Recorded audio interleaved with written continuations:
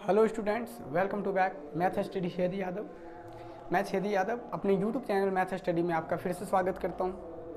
तो बच्चों, मैं आज चर्चा करने वाला हूं कि दो संख्याएं जो होती है उसका एचसीएफ अभाज्य गुणनखंड विधि से कैसे ज्ञात किया जाता है, और एलसीएम यानी दो संख्याओं का अभाज्य गुणनखंड विधि से एचसीएफ और एलसीएम बनाने के तरीका के बारे में बताने वाले हैं। तो सबसे पहले तो इसमें आपको हम संख्याओं को अभाज्य गुणनखंड करना सिखाएंगे कि संख्या को अभाज्य गुणनखंड कैसे किया जाता है, कि किसी भी संख्या को अभाज्य गुणनखंड कैसे करें। पहले तो आपको ये समझना होगा, फिर जानेंगे कि जब उन संख्याओं को अभाज्य गुणनखंड कर दिया जाता है तो उसका एचसीएफ और एलसीएम कैसे ज्ञात किया जाता है। आइए चर्चा शुरू करते हैं। जैसे मान लीजिए आपके सामने एक संख्या है 16 और एक है 44। कोई कहेगा 16 और 44 का अभाज्य गुणनखंड करिए। अभाज्य गुणनखंड, अभाज्य गुणनखंड इसका मतलब होता है प्राइम फैक्टर, यानी इसका प्राइम फैक्टर करना है। किसका?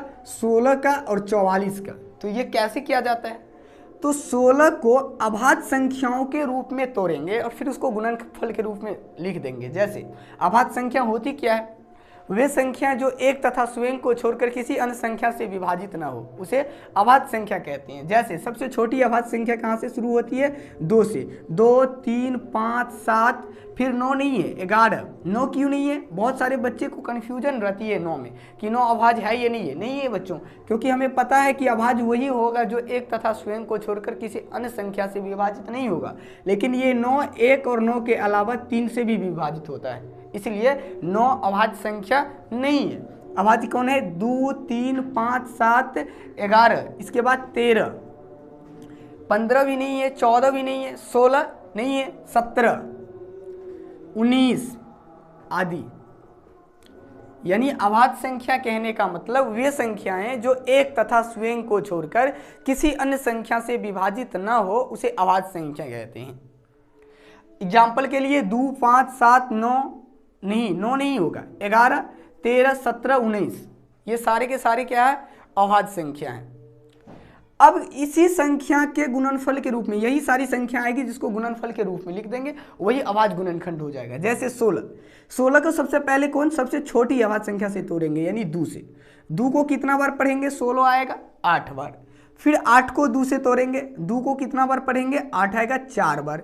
फिर 2 को कितना बार पढ़ेंगे? 4 आएगा 2 बार। कहने का मतलब ये जो 4 2 आया हुआ है, यही 4 2 16 का क्या है? अभाज्य गुणनखंड। इसको कैसे लिखेंगे? तो ऐसे लिखेंगे 16 इक्वल टू 2 गुने 2 गुने 2 गुने 2, यानी गुना के रूप में जब हम इसको लिख देंगे यही हो गया 16 का अभाज्य गुणनखंड। अब कोई कहेगा 44 का अभाज्य गुणनखंड करिए। 44 का क्या हो जाएगा? तो 44 को भी सबसे पहले 2 से तोड़ेंगे, कितना होगा? 2 से तोड़ेंगे तो 22 दूना 44, फिर 2 से तोड़ेंगे 11 दूना 22, यानी 44। 11 किसी से नहीं टूटेगा क्योंकि 11 भी क्या है? अभाज्य है। अभाज्य आया बस छोड़ देना है। उसके बाद 2 गुने 2 गुने 11, ये क्या हो गया? 44 का अभाज्य गुणनखंड, और ये हो गया 16 का अभाज्य गुणनखंड।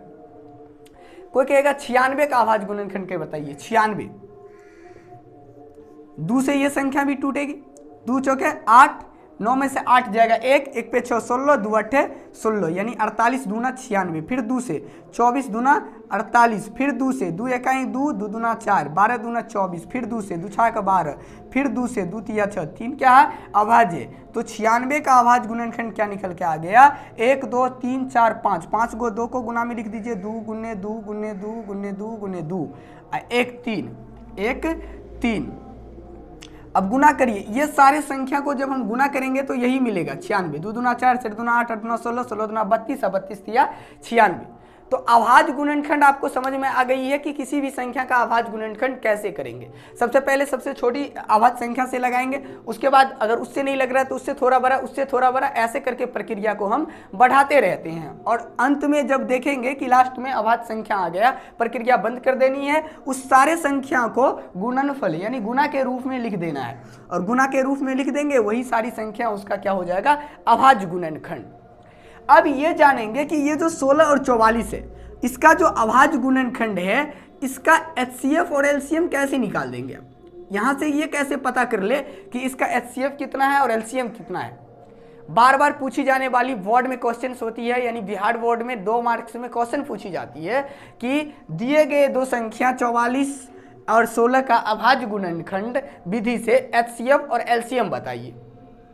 तो इसके लिए अब हम करेंगे क्या, तो सॉल्व लिख दिए। सबसे पहले मान लीजिए इसी क्वेश्चन को हम बना रहे, इधर साइड वाले में क्या कर लेना है, आपको अभाज्य गुणनखंड के करके लिख देना है। 16 बराबर और 44 बराबर, दोनों संख्या के बराबर में हमने लिख दिया।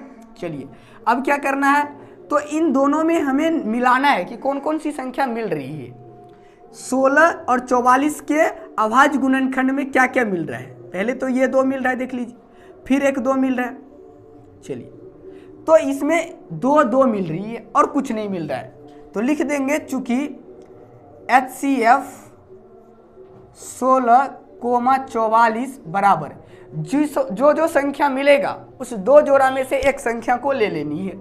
यहाँ 2 जोड़ा में क्या मिल रहा है, 1 2, फिर यहाँ में 1 2 मिल रहा है, 2 2 4, 2 दूना 4, यानी इन दोनों संख्या का HCF 16 और 44 का HCF कितना हो गया 4। और उसके बाद लिखेंगे LCM एवं LCM किसका 16,44 बराबर। अब जो मिल रही है संख्या उसको तो लिख ही दीजिए, और जो नहीं मिल रहा है उन सभी संख्या को ले लीजिए। जैसे इन दोनों में क्या नहीं, 2 नहीं मिल रहा है, 11, 1 2 फिर 2 और 11, सबको गुणनफल के रूप में लिख दीजिए और गुना कर दीजिए। 2 दूना 4, 4 दूना 8 और 2 16, 16 को 11 से गुना करिएगा तो आपको आएगी ये 6 1 7 1 176, यानी इसका HCF हो गया LCM हो गया 176 और HCF हो गया 44। क्या आपको ये वीडियो पसंद आई? हमें आशा है कि आपको ये बातें समझ में आ गई होगी कि जब 2 संख्या दे दी जाएगी और आपसे पूछा जाएगा कि बताइए इसका अभाज्य गुणनखंड विधि से HCF और LCM कितना है, तो बना दीजिएगा। हम आपको टास्क के रूप में देते हैं कि 96 और 404 इसका HCF और LCM अभाज्य गुणनखंड विधि से बना करके कमेंट बॉक्स में जरूर लिखिए। और यदि कोई भी क्वेश्चन हो तो कमेंट बॉक्स में डालिए। वीडियो पसंद आई हो तो वीडियो को लाइक कीजिए और चैनल को सब्सक्राइब कर लीजिए ताकि इस तरह के अनेक वीडियो आपके पास पहुंचे बिल्कुल मुफ्त। मिलते हैं अगले वीडियो में, आज के लिए बस इतना ही। Thank you very much, all the best.